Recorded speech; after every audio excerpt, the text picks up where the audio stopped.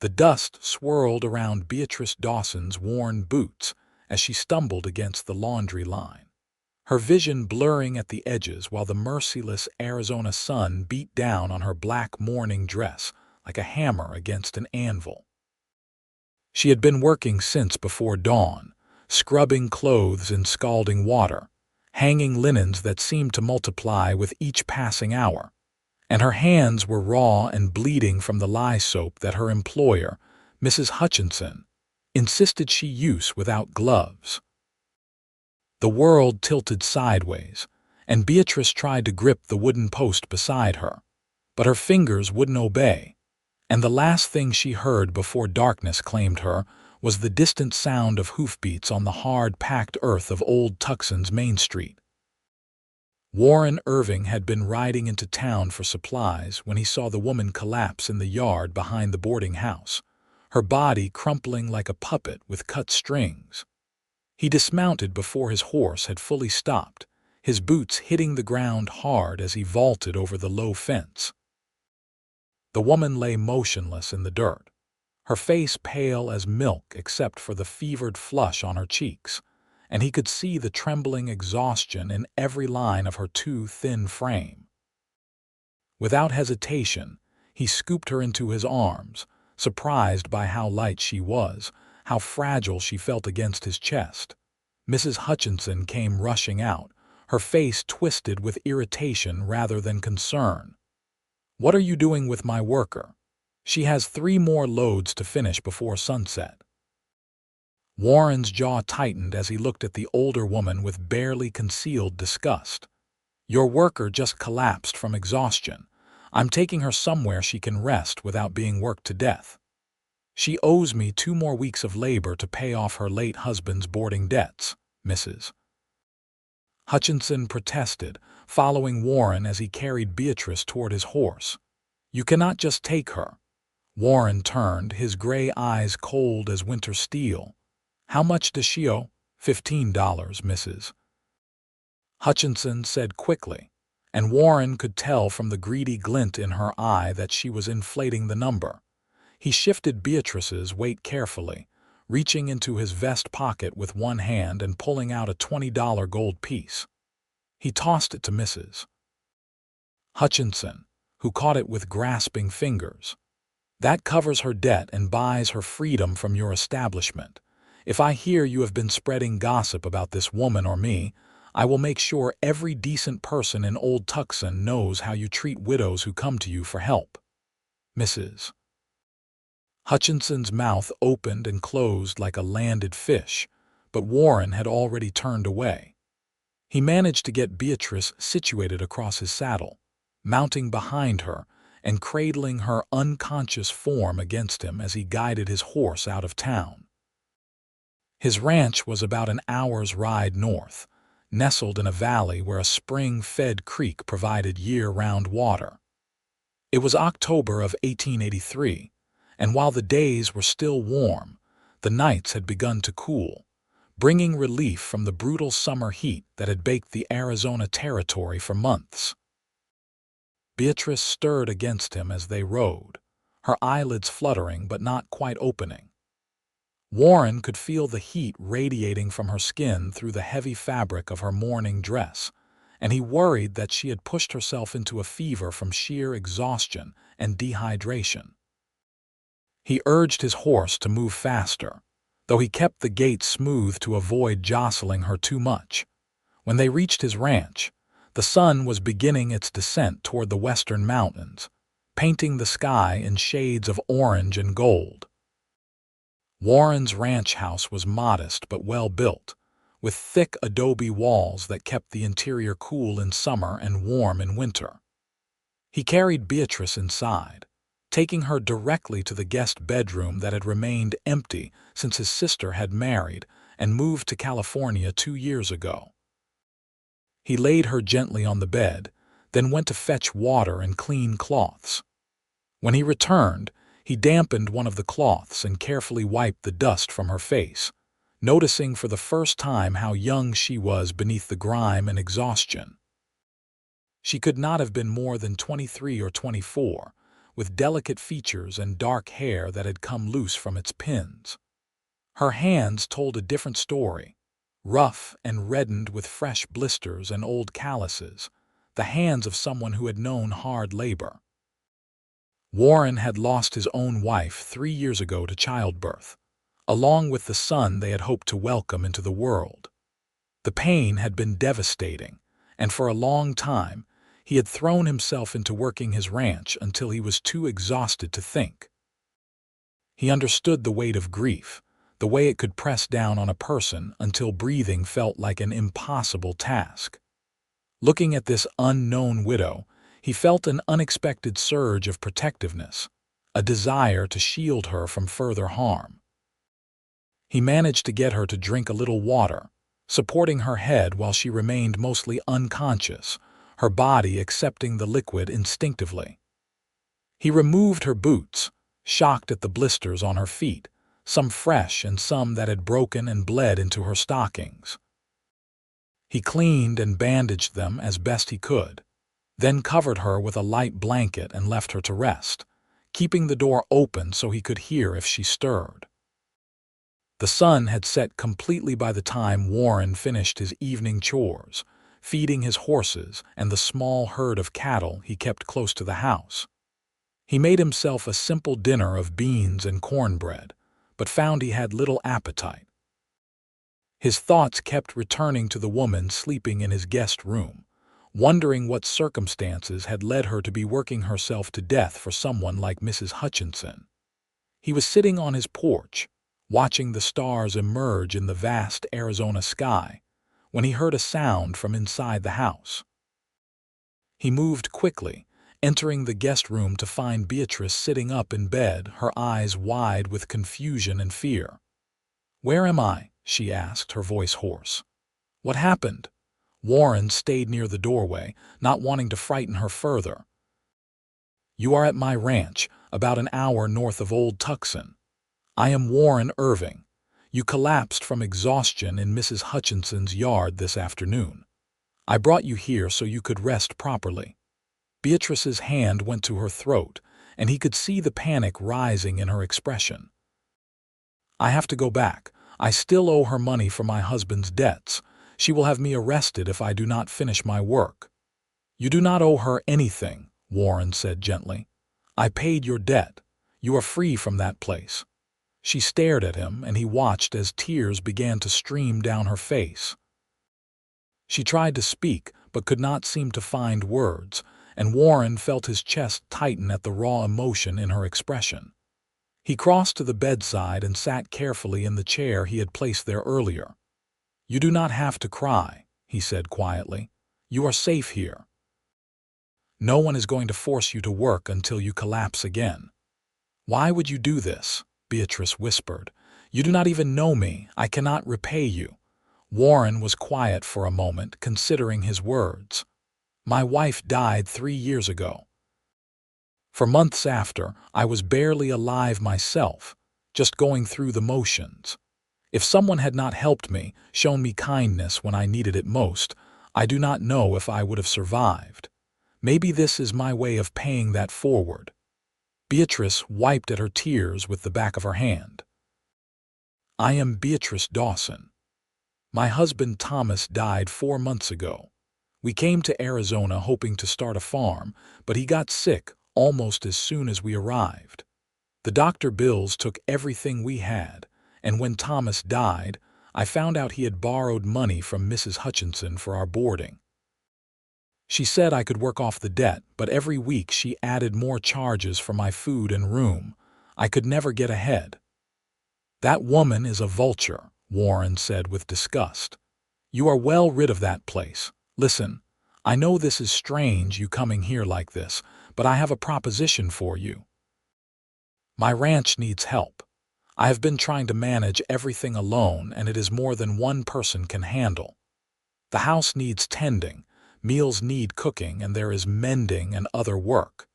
If you would be willing to help me, I can offer you fair wages, your own room, and decent food. You would be an employee, nothing more, and you could leave whenever you wanted.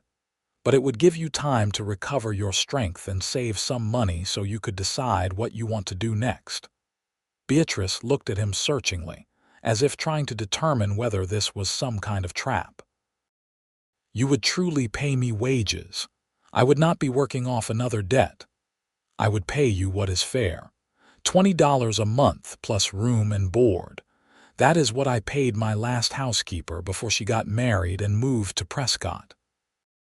Fresh tears welled in Beatrice's eyes, but this time Warren thought they might be tears of relief. "I accept your offer, Mr. Irving. Thank you. I will work hard for you, I promise." "Right now, you need to focus on resting and recovering your strength," Warren said, standing. "Are you hungry? I can bring you something to eat." "I am very hungry," Beatrice admitted, and Warren noticed the way she said it, as if confessing to something shameful.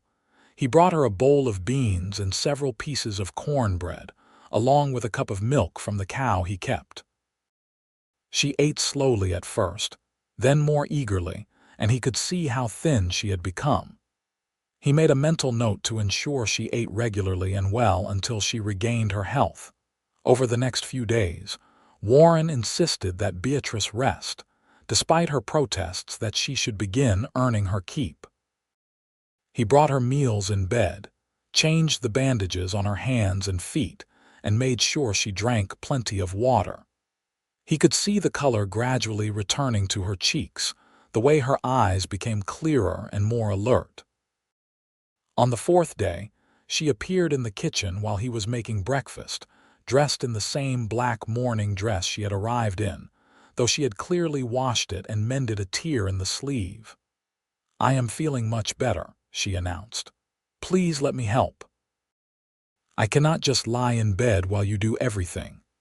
Warren studied her, noting that while she still looked too thin, she no longer had that hollow, desperate look in her eyes. "All right, but you take it slow. If you start feeling tired, you rest. Understood?" She smiled, and Warren felt something shift in his chest at the sight of it. Understood.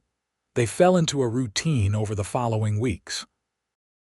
Beatrice took over the cooking and housekeeping, and Warren was surprised by how much he had missed having someone to share meals with, to talk to in the evenings. She was intelligent and had a quiet sense of humor that emerged once she felt safe. She told him about her life before Arizona, growing up in Missouri on a small farm with 3 sisters and 2 brothers. Her father had been a Methodist minister, and she had learned to read and write at a young age, unusual for a woman of her generation. Thomas Dawson, she explained one evening as they sat on the porch after dinner, had been a friend of her older brother. They had married when she was 20, and he had convinced her that Arizona held opportunities for young couples willing to work hard. The reality had been far different from his promises, and she admitted that their marriage had not been a happy one, though she had tried her best. "He was not a bad man," she said quietly, watching the stars, "but he was not a good man either. He had dreams that were bigger than his ability to achieve them, and he blamed me when things went wrong. When he got sick, he was angry about that too, as if I had somehow caused it." Warren found himself telling her about his own marriage, about Margaret, who had been his childhood sweetheart. They had been happy, he said, though he could hear the sadness in his own voice. Losing her had broken something inside him, and he had spent the last 3 years trying to figure out how to put the pieces back together. "You think you ever fully recover from losing someone?" Beatrice asked. "I think the pain becomes part of you," Warren said thoughtfully. "It changes shape over time, becomes something you can carry without it crushing you, but it never completely goes away." As October turned to November, and then December, Warren found himself increasingly aware of Beatrice's presence in his home and his life.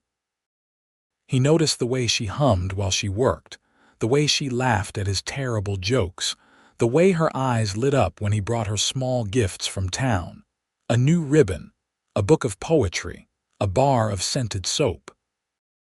He found himself looking forward to meals together, to their evening conversations on the porch, to the comfortable silence they could share while he repaired tack and she mended clothes. Beatrice was equally aware of the changes in her own heart. Warren was unlike any man she had known, gentle and considerate, but with a quiet strength that made her feel safe. He never raised his voice, never made demands, never made her feel as if she was failing to meet his expectations. He treated her as an equal, asking her opinion on decisions about the ranch, listening when she spoke, respecting her thoughts and ideas. One evening in mid-December, Warren came back from town with news that made Beatrice's heart sink. "Mrs. Hutchinson has been spreading rumors about you," he said, his expression angry. "She is telling people that you ran off with me, that there is something improper going on here." Beatrice felt tears prick her eyes. She had known this was too good to be true, that somehow her chance at a new life would be ruined. "What will we do? If people think badly of me, it will reflect on you too." Warren was quiet for a long moment, and Beatrice could see him wrestling with something. Finally, he spoke, his voice carefully neutral. "There is one way to stop the gossip completely. We could get married." Beatrice stared at him, certain she had misheard. "Married? It would be a practical arrangement," Warren said quickly, "to protect both our reputations. We get along well, and you have already been running the household. Nothing would really need to change except on paper. You would have the security of being my wife, and the gossips would have nothing to talk about." Something in Beatrice's chest cracked at his words. A practical arrangement. Of course that was all he would want. Why had she allowed herself to hope for anything else? "That is very kind of you," she managed to say, keeping her voice steady. "But I cannot accept. It would not be fair to you to tie yourself to me out of obligation." Warren looked at her, and she thought she saw a disappointment flicker across his face. "It would not be an obligation. I would not have offered if I did not want to." They were both silent, the air between them heavy with unspoken feelings. Finally, Beatrice took a deep breath and decided to risk everything. "Warren, I need to be honest with you. Over these past months I have come to care for you deeply, more than I should, perhaps. If we were to marry, it would not feel like a practical arrangement to me. It would feel real. And I do not think I could bear it if it was not real for you too." Warren stood so abruptly that his chair nearly tipped over. He crossed to where she sat and knelt beside her chair, taking her hands in his. "Beatrice, I have been trying to figure out how to tell you that I have fallen in love with you. I thought I was incapable of feeling this way again after Margaret, but you have proven me wrong. I wake up every morning grateful that you are here. I look forward to seeing your smile, hearing your voice, talking with you about everything and nothing. When I suggested marriage, I was trying to protect both of us, but I was also hoping that maybe, over time, you might come to feel the same way about me. But if you already do, if there is a chance you could love me too, then I am asking you not as a practical arrangement, but because I want to spend the rest of my life with you." Beatrice felt tears streaming down her face, but for once they were tears of joy. "I do love you, Warren. I have been trying not to, trying to tell myself it was too soon, that I was being foolish, but I cannot help how I feel." Warren reached up to cup her face in his hands, his thumbs gently wiping away her tears. "Then say yes. Marry me because you want to, because you love me as much as I love you." "Yes," Beatrice whispered. "Yes, I will marry you." He kissed her then, soft and tender, and Beatrice felt as if she had finally come home after a long and difficult journey. When they pulled apart, both of them were smiling, and Warren rested his forehead against hers. "I want to do this properly," he said. "I want to court you, take you to dinner in town, let everyone see that we are serious about this. And then we will have a real wedding with a minister and witnesses and everything proper." "I would like that," Beatrice said, her heart so full she thought it might burst. Over the next 3 weeks, Warren courted Beatrice with an earnestness that charmed her completely. He took her to the nicest restaurant in Old Tucson, where they shared roast chicken and apple pie while other diners smiled at them benevolently. He brought her wildflowers that he picked from the hills near his ranch, and he read poetry to her in the evenings, his deep voice turning the words into something magical. On Christmas Eve, they were married in the small church in Old Tucson, with the minister and his wife serving as witnesses. Beatrice wore a simple blue dress that Warren had insisted on buying for her, saying she had worn black long enough and deserved something beautiful. Warren wore his best suit, and when he saw her walking down the aisle toward him, his eyes were bright with emotion. The minister kept the ceremony brief but meaningful, speaking about love and commitment and the sacred bond of marriage.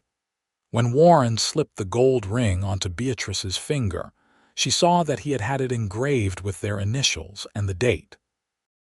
She had not been able to afford a ring for him, but he assured her it did not matter, that having her as his wife was the only gift he needed.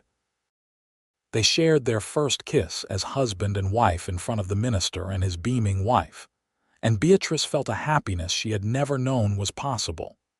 This was nothing like her first marriage, which had been based on youthful dreams and expectations that could never be met. This was real and solid, built on mutual respect and genuine love. They rode back to the ranch under a sky full of stars, Warren's arm around Beatrice as she leaned against him. When they arrived home, he insisted on carrying her over the threshold, both of them laughing as he nearly bumped her head on the doorframe. Inside, he had prepared a surprise, lighting candles throughout the house and building a fire in the bedroom fireplace. "I wanted our first night as husband and wife to be special," he said, suddenly shy. Beatrice reached up to touch his face, her fingers tracing the line of his jaw. "It is already special because I am with you." They came together that night with tenderness and passion, discovering each other slowly, learning what brought pleasure and what made the other gasp. Warren was patient and attentive, making sure Beatrice felt safe and cherished. For Beatrice, who had only known duty and obligation in the marriage bed, this experience of mutual joy and desire was a revelation. Afterward, they lay tangled together, Beatrice's head on Warren's chest, listening to his heartbeat. "I did not know it could be like this," she whispered. Warren tightened his arms around her. "Neither did I. What we have is rare, Beatrice. I want to treasure it every day." The winter passed in a haze of happiness. Warren taught Beatrice to ride horseback, laughing as she bounced awkwardly in the saddle at first but cheering when she finally got the hang of it. They explored the hills around the ranch together, and Warren showed her his favorite places: a hidden canyon where eagles nested, a grove of cottonwoods by the creek where he liked to think when he needed solitude. Beatrice continued to manage the household, but now it felt different. She was not an employee anymore, but a partner, making decisions together with Warren about everything from what crops to plant in the spring to whether they should expand the cattle herd. Warren valued her intelligence and insight, often saying that her ideas were better than his own. In February, they received a letter from Warren's sister Catherine in California, saying she was expecting a baby and would love for them to visit once the child was born. Warren was excited at the prospect of becoming an uncle, and Beatrice enjoyed hearing him talk about his sister and their childhood together. Spring came to Arizona in a riot of wildflowers and new growth. Warren and Beatrice worked side by side, planting a kitchen garden and repairing fences that had been damaged over the winter.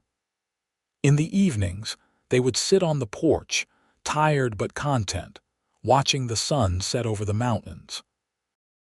One evening in early April, Beatrice realized that her monthly courses were late. She waited another week before allowing herself to hope, and then another week to be sure. When she finally told Warren that she thought she might be expecting a child, he swept her into his arms with a whoop of joy that startled the chickens. "Are you certain?" he asked, setting her down carefully as if she might break. "As certain as I can be without seeing a doctor," Beatrice said, smiling at his excitement. "But Warren, I know this is difficult for you after what happened with Margaret." His expression sobered, and he took her hands in his. "I will not lie and say I am not scared. Losing Margaret and our son nearly destroyed me. But I have faith that this time will be different. You are strong and healthy, and we will make sure you have the best care possible. I love you, Beatrice, and I already love this child we have created together." Warren insisted on taking Beatrice to see Dr. Harrison in Old Tucson the very next day. The doctor confirmed the pregnancy and assured them both that Beatrice appeared to be in excellent health. He gave her instructions for care and told Warren to make sure she got plenty of rest and good food. As the pregnancy progressed, Warren became almost comically protective. He insisted that Beatrice stop doing any heavy lifting, and he took over most of the household chores despite her protests. He brought her breakfast in bed every morning and made sure she took a nap every afternoon. At night, he would talk to her growing belly, telling their unborn child stories about the ranch and making promises about all the things they would do together. Beatrice found his devotion both touching and occasionally frustrating. "I am pregnant, not made of glass," she told him one day when he refused to let her carry a basket of laundry. "I know," Warren said, taking the basket from her anyway, "but humor me. I need to feel like I am taking care of you both." She understood his fear, the shadow that Margaret's death had cast over this new happiness. So she let him fuss over her, accepting his care as the expression of love that it was. In June, they received word that Catherine had given birth to a healthy baby girl. Warren was thrilled for his sister, and he wrote back immediately, sharing the news of Beatrice's pregnancy. Catherine's response was full of joy and excitement, and she made them promise to bring the baby to California for a visit once the child was old enough to travel. As summer settled over Arizona, bringing its intense heat, Beatrice found herself growing larger and more uncomfortable. The baby was active, kicking and moving constantly, and sometimes Warren would place his hand on her belly just to feel the movement. Each time he felt the baby kick, his face would light up with wonder. "I still cannot believe this is real," he would say, "that we are going to be parents." "I can believe it very easily," Beatrice would respond wryly, shifting to try to find a comfortable position. "This child is already keeping me awake at night." Dr. Harrison visited the ranch regularly as Beatrice's due date approached, and he assured them that everything was progressing normally. Warren had already prepared the bedroom, bringing in extra supplies and making sure everything was ready. He had also arranged for Mrs. Chen, an experienced midwife from town, to be available when the time came. On a hot August night, Beatrice woke Warren with the news that her pains had started. He immediately sprang into action, sending one of his ranch hands to fetch Mrs. Chen and Dr. Harrison while he stayed with Beatrice, holding her hand and trying to keep her calm even though he was terrified. The labor was long and difficult, lasting well into the next day. Warren stayed by Beatrice's side the entire time, wiping her forehead with cool cloths, giving her sips of water, and telling her how brave she was, how much he loved her. Mrs. Chen and Dr. Harrison worked efficiently, encouraging Beatrice and monitoring the baby's progress. Finally, as the sun was beginning to set on the second day of labor, their son was born. The baby's cries filled the room, and Warren felt tears streaming down his face as Dr. Harrison placed the squirming, perfect infant in Beatrice's arms. "He is beautiful," Beatrice whispered, exhausted but glowing. "Warren, look at our son." Warren leaned over to study the tiny face, marveling at the miniature features, the shock of dark hair, the little fists waving in the air. "He is perfect. You are amazing, Beatrice. I love you so much, Doctor." Harrison and Mrs. Chen finished their work, assuring Warren that both mother and baby were healthy and doing well. After they left, promising to return the next day to check on everyone, Warren climbed carefully into bed beside Beatrice, his arm around her as they both gazed at their sleeping son. "What should we name him?" Beatrice asked softly. Warren had been thinking about this for months. "I would like to name him Thomas William. Thomas for your late husband because his death led you to me and to this moment, and William for my father, who taught me what it means to be a good man." Beatrice felt tears slip down her cheeks. "That is perfect. Thomas William Irving, our son." The weeks following Thomas's birth were exhausting and wonderful. The baby was healthy and had a good appetite, which meant Beatrice spent much of her time nursing him. Warren helped as much as he could, changing diapers, walking the floor with Thomas when he was fussy, and taking care of the household chores so Beatrice could rest. Warren was a natural father, patient and loving with their son. Beatrice would often find him holding Thomas and talking to him about the ranch, explaining about horses and cattle and the land as if the infant could understand. Watching them together made her heart swell with love. As Thomas grew, his personality began to emerge. He was a happy baby, quick to smile and laugh, and he seemed to love being outside. Warren would carry him around the ranch, showing him everything, and even at a few months old, Thomas would watch everything with bright, curious eyes. In November, when Thomas was 3 months old, they took him to Old Tucson to be baptized in the same church where Warren and Beatrice had been married. The minister blessed the child, and half the town turned out to celebrate with them afterward. Even Mrs. Hutchinson attended, though she left quickly when Warren gave her a cold look.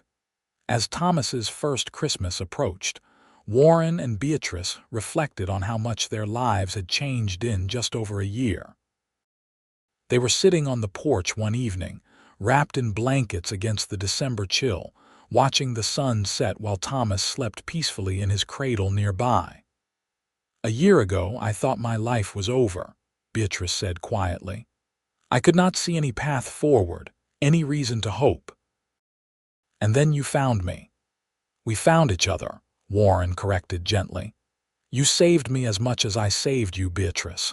Before you came, I was just going through the motions of living. You reminded me what it meant to truly be alive." They celebrated Christmas quietly at the ranch, just the three of them. Warren had carved a wooden horse for Thomas, even though the baby was too young to appreciate it yet. Beatrice had sewn Warren a new shirt, embroidering his initials on the cuff. They exchanged gifts and shared a special meal, and Warren held Beatrice close while Thomas gurgled happily in his cradle. "This is everything I never knew I wanted," Warren whispered into her hair. "You, Thomas, this life we have built together. I am so grateful for every day." "So am I," Beatrice said, turning to kiss him. "So am I." The years that followed were filled with the ordinary miracles of family life. Thomas grew into a sturdy toddler, then a curious little boy who followed his father everywhere, wanting to help with every task on the ranch. Warren was endlessly patient, teaching his son about animals and the land, instilling in him values of hard work and kindness. When Thomas was 2.5, Beatrice became pregnant again. This time the pregnancy was easier, perhaps because she knew what to expect and because Warren's fear had been somewhat alleviated by Thomas's successful birth. Their daughter, Rose Margaret, was born on a spring morning in 1887, tiny and perfect with her mother's dark eyes and her father's smile. Thomas was fascinated by his baby sister, always wanting to help care for her. Warren would supervise as his son very carefully held the baby, and Beatrice's heart would overflow watching her husband and her children together. Rose was different from Thomas, quieter and more contemplative. Where Thomas was all energy and motion, Rose would sit contentedly for long periods, watching the world with solemn eyes. But she adored her big brother, and as she grew, she would toddle after him everywhere, determined to keep up. The ranch prospered under Warren's management and Beatrice's careful household economy. They were able to expand the cattle herd and add more horses. Warren trained some of the horses himself, and his reputation as a horseman spread throughout the territory. People would bring him difficult horses to work with, and he always managed to find a way to reach them. Beatrice had found her place in the community as well. She started a small school for the children of nearby ranchers, teaching them reading and arithmetic in the mornings 3 days a week. She loved teaching, and she was good at it, patient and creative in finding ways to help children understand difficult concepts. In 1890, when Thomas was 5 and Rose was 3, Beatrice discovered she was pregnant again. Warren was delighted, though he insisted on even more rest for Beatrice this time. Their third child, a son they named Henry James, was born that December, arriving quickly and easily compared to his siblings. Henry was a placid baby, content to observe the chaos of his older siblings with calm acceptance. Thomas and Rose both doted on him, fighting over who got to help with the baby. Warren often joked that they would need to have another child just to prevent the arguments. As it turned out, they did have one more child. In 1893, when Beatrice was 33 and Warren was 36, their youngest daughter, Caroline Beth, was born. She was a surprise as they had thought their family was complete, but a welcome one. Caroline was all fire and determination from the start, loud and demanding and full of personality. Their home was chaotic and noisy and filled with love. Warren and Beatrice worked hard, managing the ranch and raising 4 children, but they never lost sight of what mattered most. They made time for each other, still sitting on the porch in the evenings after the children were in bed, talking about their days and their dreams for the future. Thomas grew into a responsible young man, taking on more duties around the ranch as he got older. He had Warren's patience with animals and Beatrice's intelligence, and it was clear he would make an excellent rancher someday. Rose was artistic and loved to draw and paint, finding beauty in everything around her. Henry was the peacemaker, always mediating disputes between his siblings with a wisdom beyond his years. And Caroline was the adventurer, fearless and always getting into mischief. On their 10th anniversary, Warren took Beatrice on a trip to California to visit Catherine and her family. They left the children with a trusted neighbor, though Beatrice worried about them every day they were gone. It was wonderful to have time alone together, to remember what it had been like when it was just the two of them. Catherine and her husband Daniel had 3 children of their own, and they all got along wonderfully. Catherine pulled Beatrice aside one day and told her how happy she was that Warren had found love again. After Margaret died, I was so worried about him, Catherine confessed. He was like a ghost for so long, but you brought him back to life. I cannot thank you enough for loving my brother the way he deserves to be loved. He saved my life, Beatrice said simply. In every way that matters, I am the one who is grateful. They returned home to Arizona laden with gifts for the children and full of stories about their adventures. The children mobbed them as soon as they arrived, all talking at once about everything that had happened while they were gone. Warren caught Beatrice's eye over the chaos and smiled, and she knew he was thinking the same thing she was. This was home. This was where they belonged. As the children grew older, the ranch continued to thrive.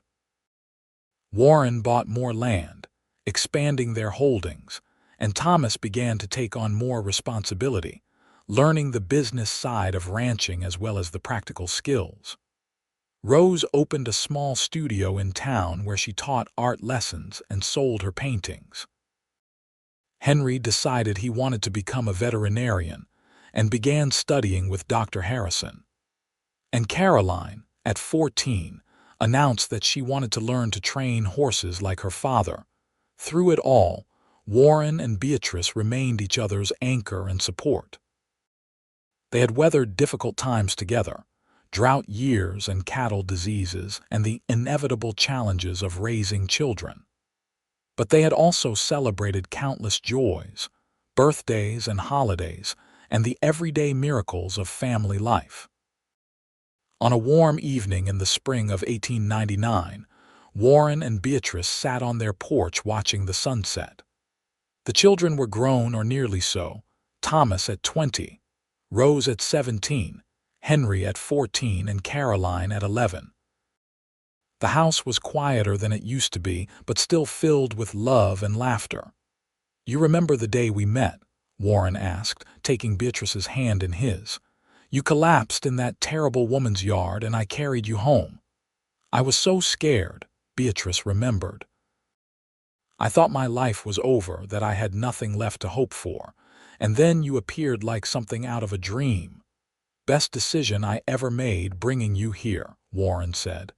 "These have been the best 16 years of my life." Beatrice leaned her head on his shoulder, content. "Mine too. I never imagined I could be this happy." They sat in comfortable silence, watching as the sky turned from gold to pink to purple. From inside the house, they could hear Caroline practicing her piano scales while Henry read aloud to her from one of his veterinary texts.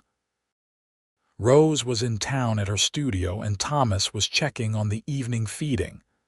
"We have built a good life," Warren said quietly. "A family, a home, a legacy. When I think about how differently things could have turned out, how close we both came to losing everything, it makes me appreciate what we have even more. Every day I wake up grateful," Beatrice said. "Grateful for you, for our children, for this life we share. I know not everyone is as fortunate as we have been." Warren kissed the top of her head. "We make our own fortune, my love. We chose each other, chose to build this life together. That is not luck, that is commitment and love and hard work." As the stars began to emerge in the darkening sky, they remained on the porch, wrapped in each other's arms. Inside, their children were safe and happy, pursuing their dreams and building their own futures. The ranch was prosperous, the cattle and horses healthy, the land productive. But more than any material success, what Warren and Beatrice treasured most was the love they had found together, the family they had created, and the home they had built on a foundation of mutual respect and devotion. Thomas came around the corner of the house, wiping his hands on his pants. "Everything is secure for the night. I am heading into town to meet some friends. I will be back before midnight." "Have a good time," Warren called. "Be safe." After Thomas left, Warren turned to Beatrice with a smile. "Remember when midnight felt early?" Beatrice laughed. "I remember when we could stay up talking until dawn and not feel it the next day. Now I am ready for bed by 9 o'clock. "That is because you still get up before sunrise every morning," Warren pointed out. "You have been doing that for 16 years. "Old habits," Beatrice said. "And I like the quiet of the early morning, the time alone to think before the chaos of the day begins." They went inside eventually, checking on Henry and Caroline before retiring to their own room. The house had been expanded over the years, with additions for the growing family, but this room had remained largely unchanged. It was still their sanctuary, the place where they could be alone together and shut out the world for a while. As they lay in bed that night, Warren held Beatrice close, his hand resting on her waist in the familiar, comfortable way of long married couples. "I love you more now than I did on the day we married," he said softly. "I did not think that was possible, but it is true. You have given me everything I could ever want." "You have given me the same," Beatrice whispered back. "A home, a family, a purpose. But most of all, you gave me yourself, your love and your loyalty and your patience. That has been the greatest gift of all." They drifted off to sleep wrapped in each other's arms, secure in the knowledge that whatever tomorrow brought, they would face it together. The years continued to pass, bringing changes and challenges but also great joy. Thomas fell in love with the daughter of a neighboring rancher, a smart and capable young woman named Emma. Warren and Beatrice gave their blessing, and the wedding was held at the ranch in the spring of 1901. It was a beautiful celebration, with friends and neighbors coming from all over the territory to witness the union. As Warren walked Thomas down to where Emma waited, he felt a complex mixture of emotions. Pride in the man his son had become, joy at his happiness, and a touch of sadness that the little boy who had once followed him everywhere was now a man starting his own family. But when he saw the love in Thomas's eyes as he looked at Emma, Warren knew his son had found the same kind of partnership that he and Beatrice shared. Thomas and Emma built a house on the far side of the ranch property, and Thomas took over more of the day-to-day operations, allowing Warren to slow down a bit. Within a year, they welcomed Warren and Beatrice's first grandchild, a boy they named Warren James in honor of his grandfather. Warren was enchanted by his grandson, spending hours holding the baby and telling him stories just as he had done with his own children. Beatrice loved watching her husband with their grandchild, seeing the gentle tenderness that had always been part of his nature. Rose married an artist from California whom she met when he came to Arizona to paint the desert landscapes. Beatrice had worried that Rose would move away, but she and her husband Arthur settled in Old Tucson, where they opened a gallery together. Rose continued to paint while Arthur managed the business side, and they were very successful. Their wedding was a smaller, more intimate affair, held in the church where Warren and Beatrice had married 20 years earlier. Henry fulfilled his dream of becoming a veterinarian, eventually taking over Dr. Harrison's practice when the older man retired. He married a teacher named Sarah, and they had 2 daughters who were as smart and capable as their father. Henry and Sarah lived in town, but they visited the ranch often, and Henry provided care for all the ranch animals. Caroline proved to be as talented with horses as her father, perhaps even more so. She had a gift for understanding difficult animals, and people brought horses from across the territory for her to work with. She was in no hurry to marry, preferring to focus on her work, and Warren respected her independence while secretly hoping she would eventually find someone worthy of her. As Warren and Beatrice entered their 50s, they began to slow down, turning over more responsibilities to their children but still remaining active in ranch life. They took pleasure in their grandchildren, of which there were now 7, and they enjoyed the peace that came with knowing their children were settled and happy. On their 25th anniversary, the entire family gathered at the ranch for a celebration. Thomas and Emma were there with their 3 children. Rose and Arthur came from town with their 2 daughters. Henry brought Sarah and their girls, and Caroline, still single but happy, helped organize everything. After a large dinner, the children presented Warren and Beatrice with a special gift, a photograph of the entire family, professionally taken in Old Tucson. Everyone had dressed in their best clothes, and the photographer had arranged them artfully. Warren and Beatrice sat in the center, surrounded by their children and grandchildren, 3 generations of their family. Looking at the photograph, Beatrice felt tears prick her eyes. She thought about the woman she had been 25 years ago, desperate and broken, working herself to death in a desperate attempt to survive. She could never have imagined then that her life would turn out like this, that she would find such profound happiness and love. Warren seemed to know what she was thinking. He squeezed her hand and leaned over to whisper in her ear, "You are the best thing that ever happened to me." "No," Beatrice corrected gently. "We are the best thing that ever happened to each other." That night, after everyone had gone home or to bed, Warren and Beatrice sat on their porch one more time, looking up at the stars that had witnessed so many of their evenings together. 25 years, Warren mused. It feels like both forever and no time at all. "I know what you mean," Beatrice said. "I can still remember exactly how I felt the day you brought me here, the mixture of fear and hope and gratitude. And I remember our wedding day, how happy I was, how certain I was that I was making the right choice. No regrets." Warren asked, though his tone suggested he already knew the answer. "Not a single one," Beatrice said firmly. "You? Only that I did not find you sooner," Warren said. "But then, maybe we needed to go through what we did to truly appreciate what we have now." They sat in comfortable silence, holding hands and watching the night sky. The air was cool and clear, carrying the scent of sage and desert flowers. Somewhere in the distance, a coyote called and another answered. "I want to grow old with you," Warren said suddenly. "I want to watch our grandchildren grow up and maybe even meet our great-grandchildren. I want to sit on this porch with you when we are both old and gray, still holding hands and watching the sunset."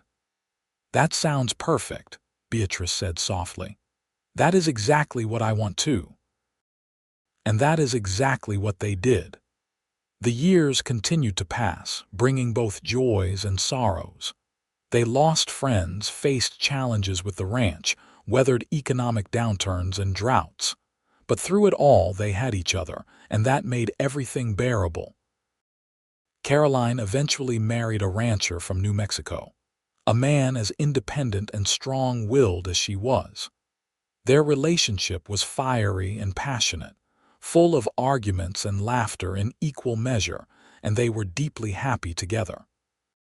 She and her husband Miguel established their own horse training operation, and Caroline's reputation as a horsewoman spread throughout the Southwest. As Warren and Beatrice entered their 60s, they officially turned over the running of the ranch to Thomas and Emma, though they remained active and involved. Warren still worked with horses, though not as intensively as before, and Beatrice still kept house and tended her garden. They took pleasure in the slower pace of life, in having time to simply enjoy each other's company. The family continued to grow. Thomas and Emma had 5 children in total. Rose and Arthur had 4. Henry and Sarah had 3, and Caroline and Miguel had 2. Warren and Beatrice delighted in all of their grandchildren, 14 in total, each one unique and special. On their 30th anniversary, the family threw another big celebration. This time there were great-grandchildren as well, as Thomas's oldest son had married and had a baby girl. Warren held his great-granddaughter and marveled at the passage of time, at how one desperate decision to help a woman in need had led to all of this. A family, a legacy, a life full of love. That evening, after the celebration had wound down, Warren took Beatrice for a walk around the ranch, pointing out all the changes and improvements that had been made over the years.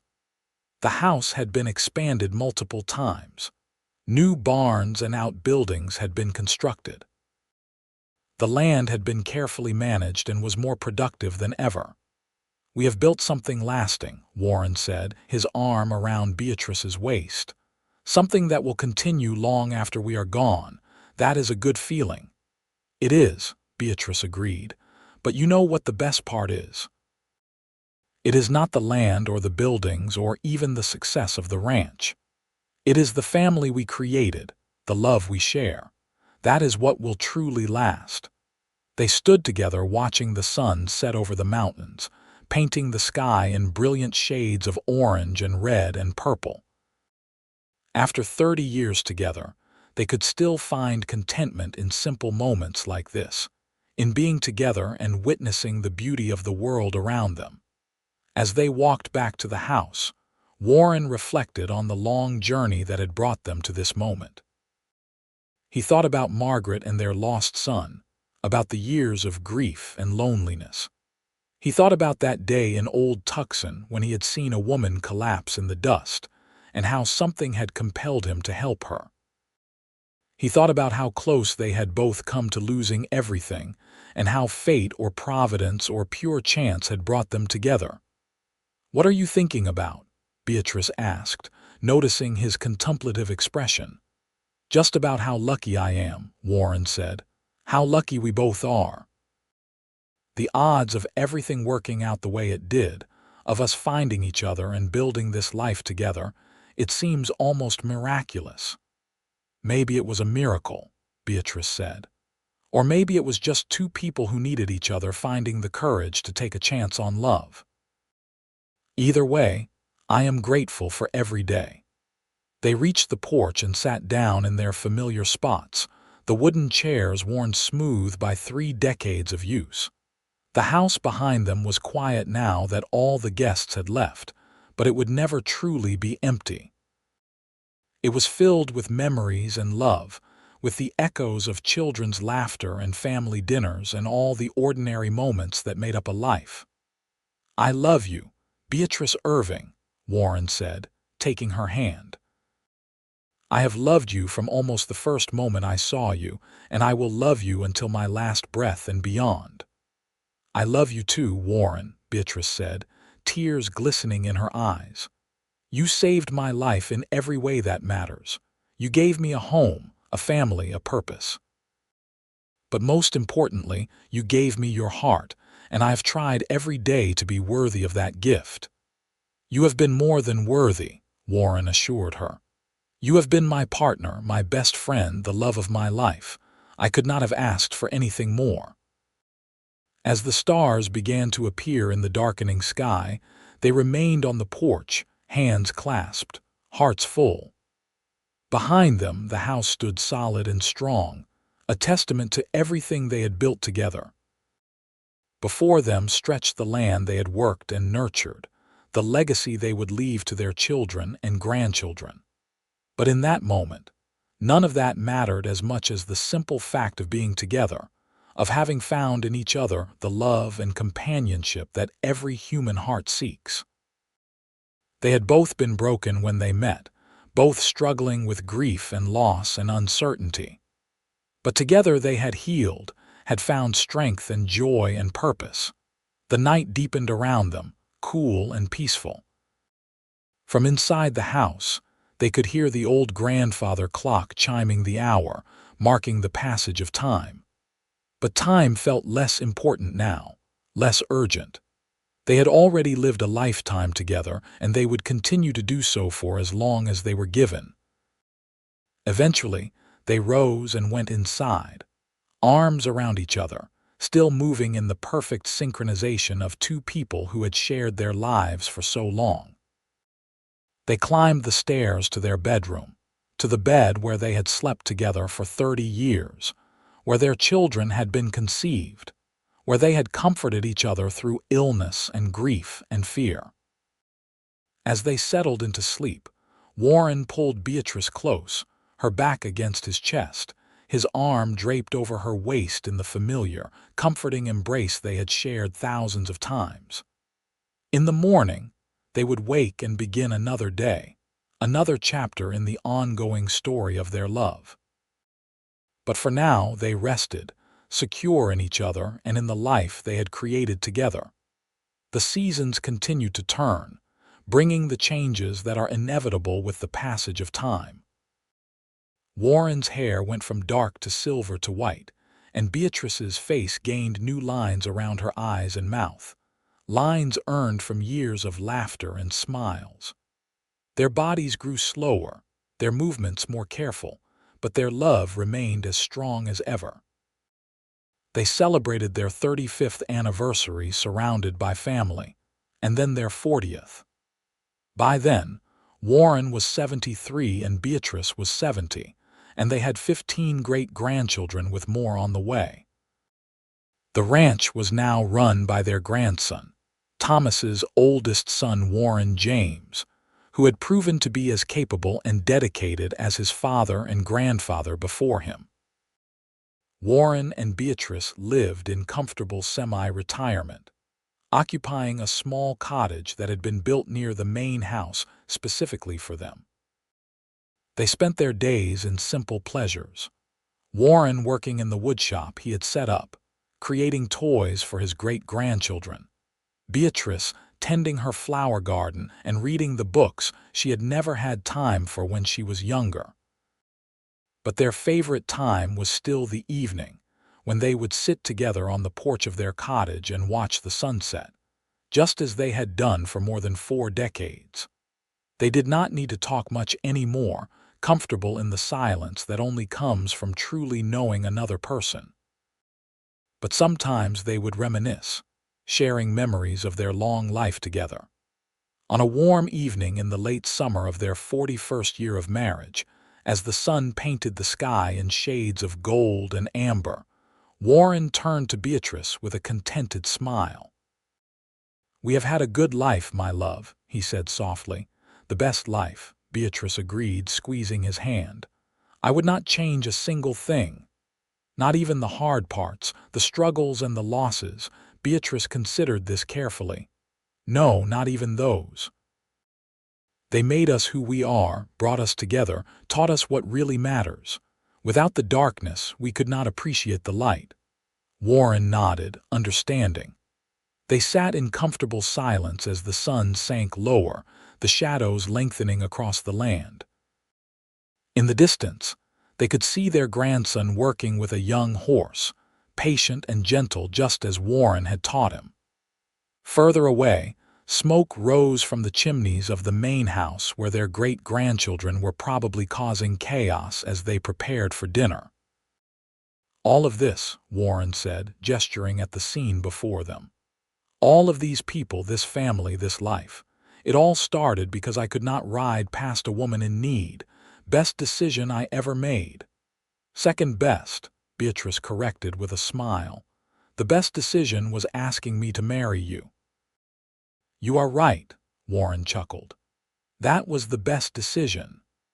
As the last rays of sunlight faded from the sky and the first stars began to appear, Warren and Beatrice rose from their chairs, supporting each other with the practiced ease of long partnership. They went inside their cozy cottage, to the simple dinner that Beatrice had prepared earlier, to the comfortable bed where they would sleep wrapped in each other's arms. They lived several more years in peaceful contentment, watching their family grow and thrive, taking joy in each new great-grandchild and great-great-grandchild.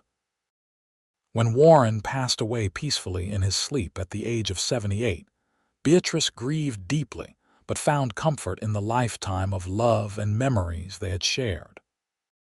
She lived for another 5 years, surrounded by the family she and Warren had created, telling stories about their early days together to grandchildren and great-grandchildren who would carry those stories forward. When her time came, she went peacefully, a smile on her face, and those who were with her said her last word was Warren's name. They were buried side by side on a hill overlooking the ranch, beneath 2 cottonwood trees that Warren had planted early in their marriage. The stone marking their graves was simple, bearing their names, dates, and a single inscription chosen by their children, "Together always." The ranch continued to thrive under the care of their descendants, passing down through generations as a testament to what Warren and Beatrice had built together. The story of how they met, How a cowboy had rescued a widow and how they had fallen deeply in love became family legend, told and retold to each new generation as an example of courage, compassion, and the transformative power of love. The cottage where they had spent their final years was preserved and maintained by the family, kept as a reminder of the couple who had founded their family dynasty. The porch where they had sat so many evenings became a favorite spot for newly engaged couples in the family, who would go there to watch the sunset and feel connected to the love story that had started everything. More than a century later, Warren and Beatrice's descendants would still gather at the ranch, now a successful multi-generational operation, to celebrate holidays and special occasions. They would tell the story of their ancestors, of the desperate widow who collapsed in the dust and the cowboy who carried her to safety, of the love that bloomed from that act of kindness and grew into something that touched hundreds of lives. The story became more than just family history. It became a reminder that even in the darkest moments, hope can emerge, that kindness and compassion can change lives. That love, real love built on respect and partnership and mutual devotion, can overcome any obstacle and create a legacy that lasts for generations. And so the story of Warren Irving and Beatrice Dawson lived on, not just in the family they created but in the values they embodied and passed down: hard work, compassion, loyalty, and above all, love. Their love story, which began on a dusty street in Old Tucson, Arizona in 1883, became a beacon for all who followed, proof that sometimes the best things in life come from the most unexpected circumstances, and that taking a chance on love, even when you are broken and afraid, can lead to a happiness beyond imagining. The ranch they built together stood as a monument to their love, generation after generation working the land and caring for it as Warren and Beatrice had done. The values they instilled in their children, about treating people with dignity and kindness, about working hard but remembering what truly matters, about never giving up even when things seem impossible, those values echoed through time, shaping who their descendants became. Their story had a beginning, that hot October day in 1883 when Warren saw Beatrice collapse. It had a middle, filled with the joys and challenges of building a life and raising a family together. And it had an ending, peaceful and complete, two lives well lived and deeply intertwined. But in another sense, their story had no ending at all, because love like theirs, real and true and tested by time, never really ends. It continues in the hearts and lives of all those who come after, an inheritance more valuable than land or money, a legacy of love that will never fade.